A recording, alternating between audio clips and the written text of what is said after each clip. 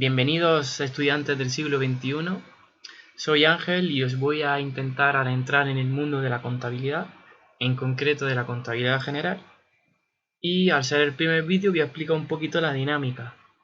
Este vídeo va a ser un poquito más teórico y los siguientes también. Y luego empezaré a adentrarme más en problemas prácticos, donde subiré luego vídeos que sean totalmente prácticos.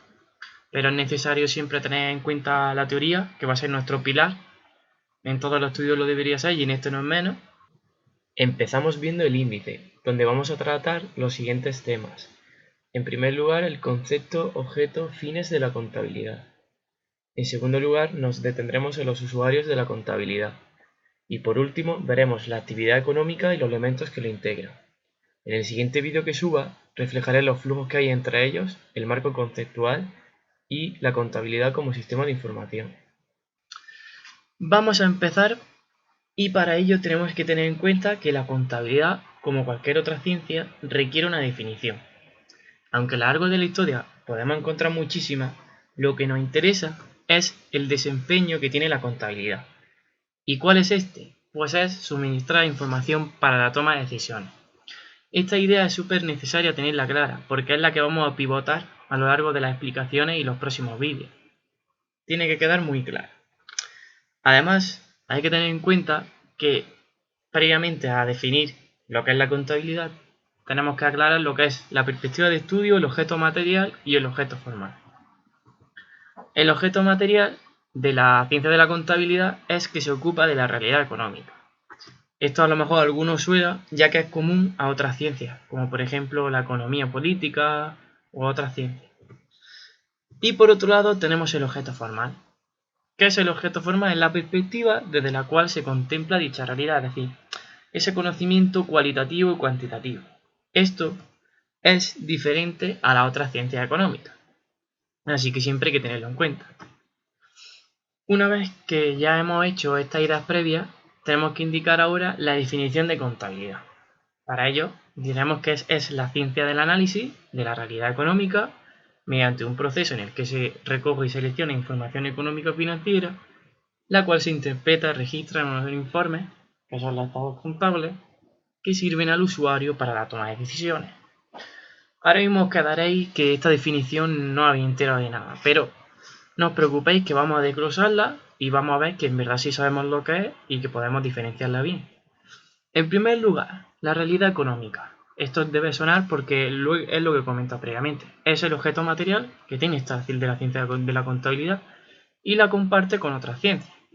En segundo lugar, vemos que cuando decimos del proceso en el que se recoge y selecciona información, esto nos suena a ese conocimiento cualitativo y cuantitativo. Es decir, el objeto formal, esa perspectiva de estudio que es la que diferencia de otras ciencias. Y en último lugar, lo que pretendemos es que los usuarios sean capaces de tomar decisiones gracias a esa información contable. Así que esta definición que era tan compleja al principio, logrando dividirla en partes, hemos logrado simplificarla. Ahora bien, hay que indicar las funciones de la contabilidad. Las funciones principales son el registro, la detención de errores, las herramientas de gestión y la toma de decisiones. Estas son las cuatro principales funciones que han tenido a lo largo de la historia. Es cierto que las dos últimas son las que más destacan en la actualidad, destacando también la asignatura que hay de contabilidad de gestión y la toma de decisiones, ya que hay que recordar que la información a día de hoy la información es poder. Continuamos con los usuarios de la contabilidad para cerrar esta primera parte, donde ya hemos reiterado a lo largo de la explicación que la información contable debe ser útil para la toma de decisiones. Pero, ¿para quién? Para ello debemos distinguir por un lado entre el objetivo principal, que ha ido cambiando a lo largo de la historia, ya que en un primer momento se tenía en cuenta la rendición de cuentas, es decir, esa protección del patrimonio, pero esto nos tenemos que olvidar ya, y con el marco conceptual, el objetivo principal es suministrar información al mercado para la toma de decisiones. Esto sí es lo correcto. Por otro lado, tenemos el usuario principal, que también ha cambiado a lo largo de la historia, pero según el marco conceptual podemos hacer una clasificación común donde tenemos usuarios internos, que son aquellos donde tienen cierta capacidad de control sobre el sistema de información contable y realizan tareas de planificación, gestión y control, como la gerencia y dirección, consejo de administración, y por el otro lado los usuarios externos, donde destaca que son aquellos que tienen un acceso limitado a la información, donde están los trabajadores, acreedores, sindicatos. Pero esta información contable tenemos que ver qué permite a los usuarios. Pues les permite evaluar por un lado la rentabilidad. Si son los usuarios los inversores, a ver qué rentables es la empresa. También la composición, si hay que renovar ciertos movilizados. También valorar los recursos, si hay que venderlos o no. En definitiva, esa situación económica y financiera. Por último lugar, marco una idea fundamental, por eso pongo los ojos, ya que la información contable debe ser fiable, proporcionando una imagen fiel de la realidad que representa. Esto es fundamental, ya que se debe cumplir en el marco conceptual. Es una idea que nos va a perseguir en todos los vídeos, así que tenemos que recordarla. Continuamos con la actividad económica. Para ello, tenemos que analizar la realidad económica, donde en primer lugar tenemos que ver los diferentes elementos que lo componen con sus interrelaciones de carácter económico. En segundo lugar, tenemos que tener en cuenta que las empresas son dinámicas, es decir, que hay una serie de relaciones con el mundo exterior y viceversa. Y en tercer lugar, tenemos que observar el efecto de dichos movimientos. Tenemos que dar un concepto de actividad económica, donde para ello acudiremos a esta definición, donde son toda persona u empresa, ¿vale?, que experimenta una serie de necesidades que impulsan el desarrollo de una serie de actividades cuyo objetivo es adecuar los propios recursos que tiene la empresa para atender a la demanda de los servicios o productos. De esta manera, nosotros nos centraremos en la actividad que desarrollan las organizaciones, concretamente en las empresas, ¿vale? Hay que tener en cuenta que la actividad económica se puede realizar sobre bienes o servicios, dando lugar a actividades industriales, aquellas que transforman materias primas en productos elaborados. En segundo lugar, las actividades comerciales, que son aquellas que consisten en la compra y venta de productos, aquellas que no llevan una transformación, sino la comercialización de ciertos bienes, ¿vale?, de esos excedentes. Y en tercer lugar, las actividades de servicios, que son aquellas actividades relacionadas con servicios que no son ni de producción ni transformación de bienes materiales, sino que se generan servicios para tratar de satisfacer las necesidades, como los abogados o los bomberos que observamos en la foto. Además, hay que tener en cuenta que la actividad económica supone la acción de una serie de personas, esos agentes económicos, una serie de recursos, esos objetos económicos, dentro de un determinado marco de actuación, que es esa unidad económica. Por lo tanto, se pone así de manifiesto que estos tres elementos configuran dicha actividad económica. Con motivo de lo anterior, lo que vamos a hacer es analizar cada uno de estos elementos. En primer lugar, los agentes económicos son aquellas personas que están involucradas en la realización de las operaciones de producción y consumo. Por ello, en función del papel que desempeñan, se pueden clasificar en una serie de grupos, tales como los clientes, los proveedores, los propios trabajadores y los gerentes de la empresa. Hay que tener en cuenta que existe la posibilidad de que un mismo agente intervenga en varias posiciones.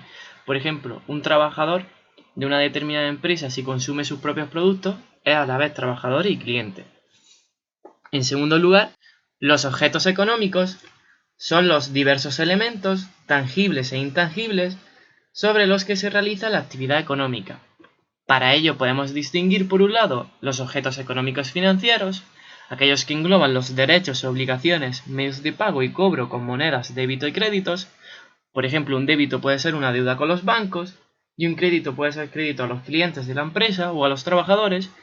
Y por el otro lado tenemos los objetos económicos reales, aquellos que engloban los bienes tangibles, como son los edificios, y los intangibles, como son las patentes y los servicios.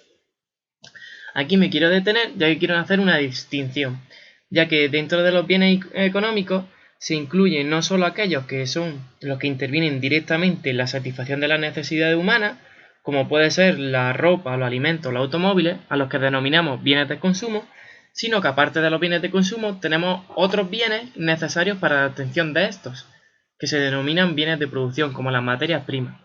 Hay que tener en cuenta que esta diferencia entre bienes de consumo y bienes de producción es una diferencia de carácter funcional, por el uso que se les da, ¿vale? Os pongo un ejemplo muy sencillo y así lo vamos a entender. Por ejemplo, si tenemos una máquina, un horno, Pues si la empresa se dedica a la venta de hornos, estaríamos en bien de consumo, sería ese horno. Pero en cambio, si ese horno se dedicara en un proceso productivo a producir cerámicas u otros bienes, en este caso sería un bien de producción. En último lugar, hay que tener en cuenta que los agentes y los objetos económicos mencionados se agrupan en unidades económicas que sirven de marco al ejercicio de la actividad económica. Para ello vamos a diferenciar las unidades económicas. Pueden ser de producción, ¿vale? Aquellas en que realizan un proceso productivo consistente en adecuar los recursos que tiene la propia empresa a las necesidades de los usuarios. Por eso decimos que las empresas son unidades económicas de producción. Y por otro lado, las unidades económicas de consumo, que son las que suelen realizar principalmente esas personas físicas o los clientes, ¿vale?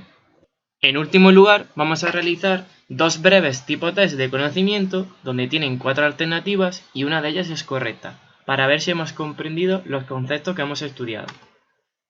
La primera es: la contabilidad es una ciencia del análisis. A. Que se ocupa únicamente de la realidad económica. B. Cuyo objeto material no comparte con otras ciencias pero sí el objeto formal. C. Cuyo objeto formal supone el conocimiento cuantitativo y cualitativo de la realidad económica. D. Cuyo objeto formal es compartido con otras ciencias. Podéis pausar el vídeo y así os doy unos segundos más para que las podáis leer. Pero la opción correcta es la C. La contabilidad es una ciencia del análisis cuyo objeto formal supone el conocimiento cuantitativo y cualitativo de la realidad económica. Pero, ¿por qué no han sido estas tres? Vamos a ver, la primera, la A no es porque no únicamente se ocupa de esa realidad económica, es decir, de ese objeto material, sino que también se ocupa del objeto formal, por eso la descartamos. La B tampoco es porque el objeto material sí que lo comparte con otras ciencias, en cambio lo que no comparte es el objeto formal. Por ello también descartamos la D, que el objeto formal no lo comparte, es decir, que es esa perspectiva, ese conocimiento cuantitativo y cualitativo de la realidad económica. Esta segunda tipo test consiste en que, en cuanto a los usuarios de la contabilidad, A. Su objetivo principal ha sido el mismo a lo largo de la historia, siendo la protección del patrimonio. B. La información contable permite que los usuarios evalúen únicamente su rentabilidad. C. Los usuarios internos, como el Consejo de Administración, son aquellos que tienen un acceso limitado a la información. Y D. Su objetivo principal, cumpliéndose con el marco conceptual, es suministrar información al mercado para la toma de decisiones. Os recomiendo que paséis el vídeo, la leáis tranquilos y escogéis la opción que es correcta. Pues la opción correcta es la D. En cuanto a los usuarios de la contabilidad, su objetivo principal, cumpliéndose con el marco conceptual, es suministrar información al mercado para la toma de decisiones. Vamos a ir analizando las que no son correctas. La A no es correcta, ya que este objetivo de protección del patrimonio ha sido al principio de la contabilidad, pero no actualmente, ¿vale? En segundo lugar, la información contable no permite solo valorar la rentabilidad, sino también su situación económica financiera, su composición, su valoración, por lo que aquí estaría fallando ese únicamente. Y la C, los usuarios internos, que sí son el Consejo de Administración, son aquellos que no tienen un acceso limitado a la información, ya que quienes tenían dicho acceso limitado a la información eran los usuarios externos, como los trabajadores, los clientes o la asesoría. Por lo tanto, la correcta es la D. Enhorabuena a los que lo hayan acertado. Para acabar, dadle un like si os ha gustado el vídeo, suscribiros si os ha gustado el contenido, ya que voy a subir más vídeos, y dejadme un comentario aquí abajo. Muchas gracias.